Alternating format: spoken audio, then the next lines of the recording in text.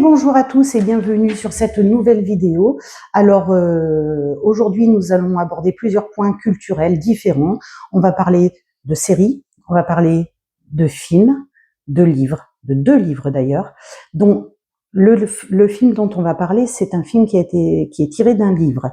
Voilà, et donc on va démarrer tout de suite avec la série. Je vous en ai parlé dans une vidéo antérieure, vous vous en souvenez peut-être, c'est une série qui est avec qui est avec Tina Fey et 2 Tina Fey en partie, pas que, mais elle l'a créée. Donc ça s'appelle 4 saisons. Tina Fey, je sais pas si vous voyez qui c'est, mais c'est celle qui nous a clairement pris la tête, fatiguée, avec une publicité pour un site de réservation d'hôtels en ligne ou de B&B quoi.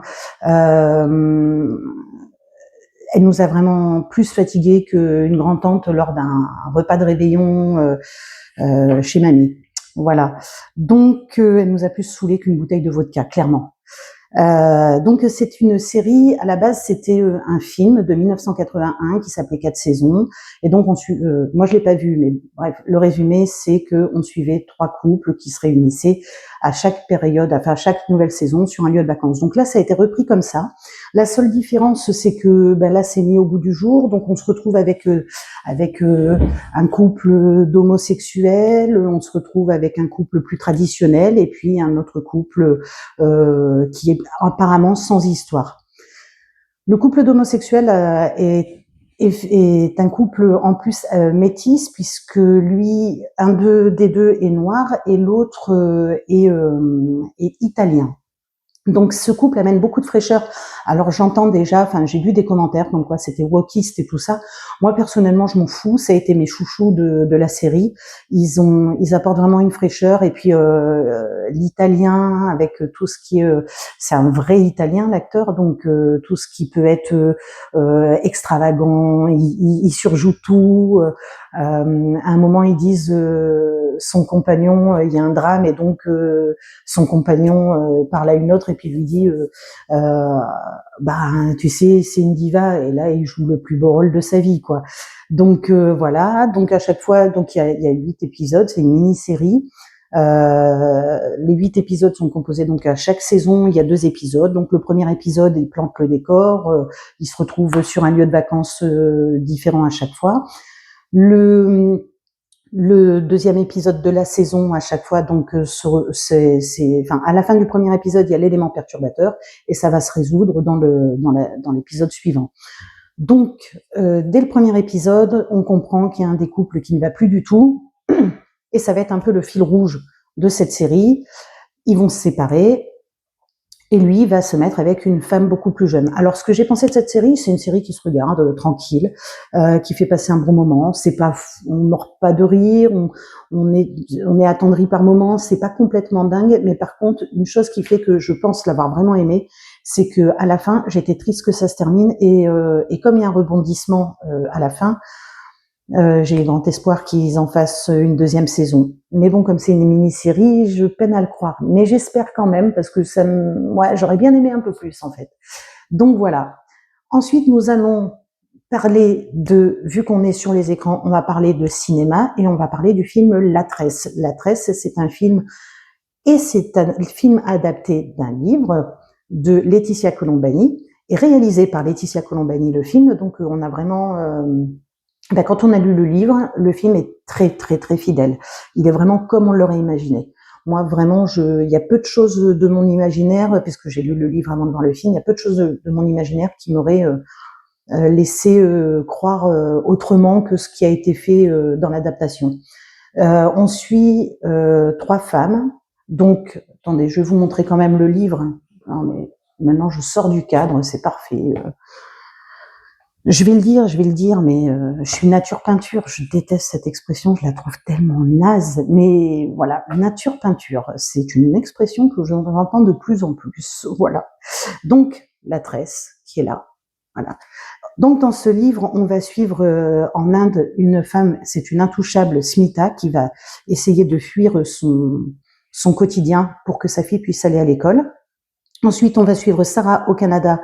Sarah, c'est une working girl. Elle est en train d'être, il y a une passation de pouvoir qui se fait dans son cabinet d'avocat et elle va sans doute être à la tête de ce cabinet. Malheureusement, elle va apprendre qu'elle a une maladie et ça va se savoir. Elle va essayer de le cacher, mais ça va finir par se savoir puisque quelqu'un va la voir à l'hôpital. Donc ça va se répéter et elle va perdre cela et donc elle va se retrouver démunie puisque c'est une carriériste et elle va se retrouver du jour au lendemain à voir tous ses rêves s'évanouir et quelqu'un d'autre prendre sa place, quelqu'un en qui elle pensait pouvoir avoir confiance, bien entendu. Et ensuite, on suit une fille qui s'appelle Giulia, qui est une Italienne, qui est à peine majeure, qui reprend l'entreprise familiale suite à un accident de son père. Donc, ils font des perruques. Et Giulia se retrouve face à une entreprise qui est en très grande difficulté, qui est sur le point de mettre la clé sous la porte, de licencier tous les salariés, et elle ne veut pas. Et elle se rend compte aussi que son père a hypothéqué la maison. Donc, ils sont obligés de trouver une solution. Et pour ce, sa famille lui propose gentiment de se marier avec un garçon du village très très riche, dont la famille pourrait éponger les dettes en échange du mariage. Bien entendu, elle est amoureuse d'un autre homme et donc elle refuse. Dans ce livre et aussi dans ce film, on va suivre la trajectoire de 3 femmes qui vont se sortir du carcan dans lequel elles sont mises. Elles vont s'affirmer en tant que femmes, elles vont casser les codes qui les retiennent, elles vont briser leurs chaînes et elles vont réussir à mener toutes les 3 un combat différent. Pourquoi on suit ces femmes sur 3 continents différents, puisqu'on a l'Inde, l'Europe et le Canada? Eh bien, tout simplement parce que l'Indienne a des cheveux qui seraient très bien pour faire une perruque, l'Italienne fait des perruques, et la Canadienne va se retrouver à devoir porter une perruque. Et donc, sans vous spoiler la fin, parce que tout le monde la connaît, et de toute façon, même si vous savez la fin, moi, j'avais lu le livre et j'ai vu le film. Enfin, j'ai pleuré à la fin du livre et j'ai pleuré à la fin du film. Donc, vous doutez bien que Smita, l'Indienne, va couper ses cheveux, que Julia va en faire une perruque et que Sarah va porter cette perruque. C'est quelque chose, c'est un lien avec les cheveux, c'est quand même un élément de notre corps très très solide. Et donc, voilà, c'est un lien qui va regrouper ces femmes. Le cheveu aussi pour la femme, c'est quand même la féminité. Donc là, on est vraiment sur le lien entre 3 personnes qui ne se rencontreront jamais, qui ne sauront jamais ce qu'elles ont fait les unes pour les autres, mais elles ont permis à chacune de s'affranchir. Cette tresse de cheveux va permettre à chacune de ces femmes de s'affranchir de sa condition. Donc, on est vraiment, puisque justement Julia va prendre la décision de faire venir des cheveux d'Inde. Donc on est vraiment sur l'explosion de ces femmes.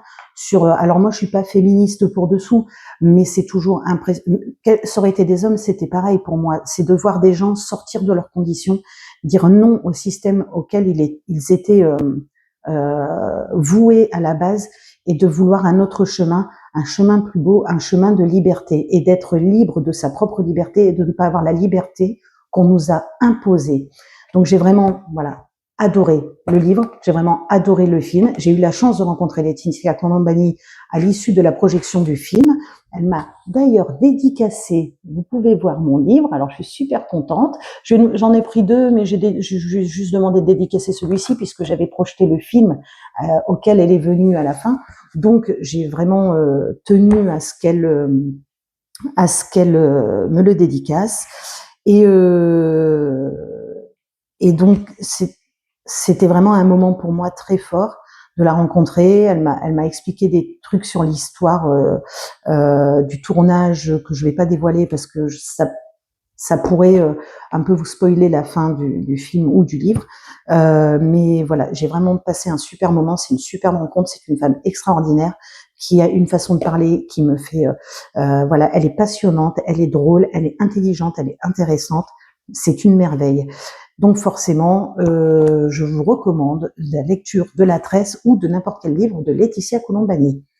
Et justement, vu qu'on y est, je trappe le 2e livre Et ce deuxième livre, il s'agit de Le Cerf-Volant, toujours de Laetitia Colombani. Et clairement, Le Cerf-Volant, c'est la suite de La Tresse. En fait, La Tresse, donc on suit 3 femmes, mais on sait très bien qu'il y en a 2 d'entre elles, la mère et la fille, puisque Smita va fuir sa condition avec sa fille pour que sa fille puisse aller à l'école.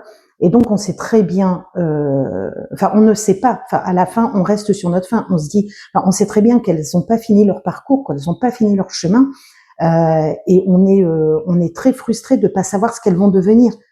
Eh bien, ce livre, il y a la réponse. On sait ce qu'elles deviennent. Et donc là, c'est l'histoire de. Alors, je vais pas tout vous raconter pour pas vous spoiler ce qui arrive à Smita après La Tresse. Mais là, on suit donc une femme. Attendez, j'ai même perdu son nom. Voilà, elle s'appelle Lena. Elle a un projet fou de monter une école en Inde.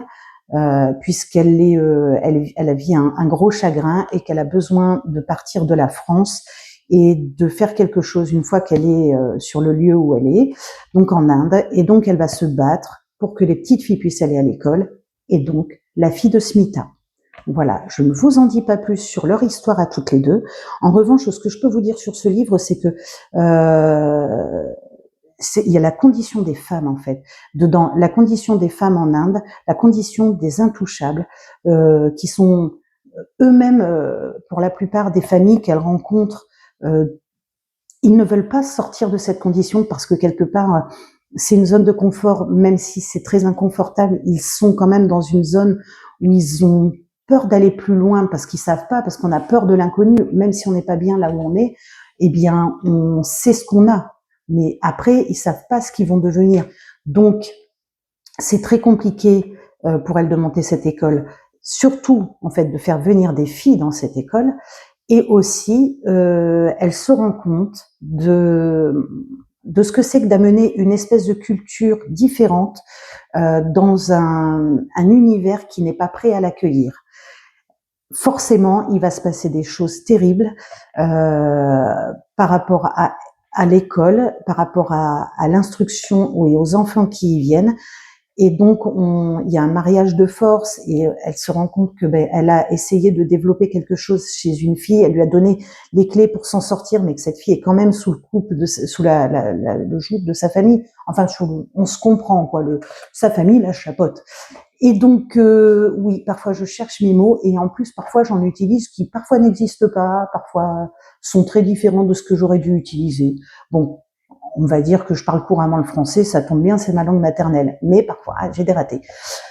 Je disais donc, avant de vous parler de ma façon parfois de m'exprimer, je disais donc qu'elle va se rendre compte que d'apporter une culture différente chez des gens qui ne sont pas prêts à la vivre, ça peut créer de très très gros problèmes. Et moi, ce que ce livre m'a apporté, et vraiment, il m'a apporté quelque chose parce que la condition des femmes, les intouchables en Inde, j'en avais entendu parler, je savais que c'était quelque chose de très dur, je me doutais qu'il y avait un fossé entre notre vie, à nous, occidentaux, et eux, mais j'imaginais pas à quel point, en fait. Et je suis ressortie de ce livre très très perturbée parce que je me dis, voilà, ça fait des années que tu sais quelque chose, que tu es sûr de connaître, que tu as déjà entendu parler, que tu te dis ah oui, c'est terrible ce qui se passe, mais tu n'as pas conscience de ce que c'est réellement. Alors je dis pas que si je me mets à voyager en Inde, je vais pas être encore plus choquée, mais la claque sera puissante. Mais j'ai déjà pris une très grosse claque avec ce livre sur mais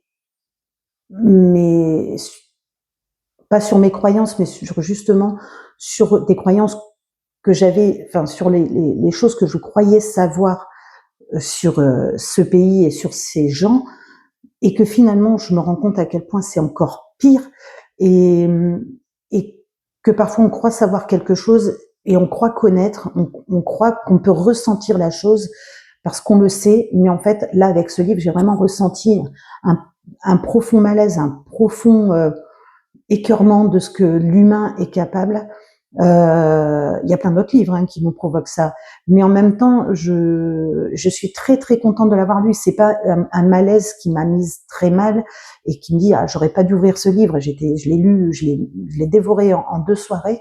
J'ai vraiment apprécié ce que ça m'a ouvert et ce que ça m'a grandi sur la tristesse et la pauvreté de l'Inde.